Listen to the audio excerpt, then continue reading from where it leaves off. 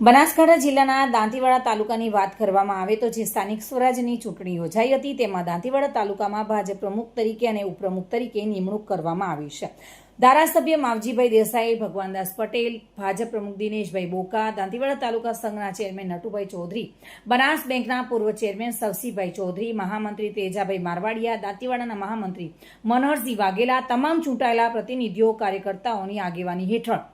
દાંતીવાડા તાલુકા પંચાયતના પ્રમુખ તરીકે જસુબા પ્રકાશશ્રી વાઘેલા અને ઉપપ્રમુખ તરીકે વર્ષાબેન પ્રકાશભાઈ ચૌધરી તથા કાળુભાઈ કેરાજી રબારી કારોબારી ચેરમેન તરીકે અને હરજીભાઈ માજીરાણા પક્ષના નેતા વિષ્ણુબા અનાસિંહ દંડક ભારતીય જનતા પાર્ટી દ્વારા દાંતીવાડા તાલુકાના એક નવો વિકાસ થાય તે માટે સૌ કાર્યકર્તાઓ સાથે રહીને ભરોસો આપી અને આ ચૂંટણીમાં પ્રમુખ અને ઉપપ્રમુખની વરણી સંપન્ન કરવામાં આવી હતી. બલસી દરબાર સાથે bureau report, today Gujarati news.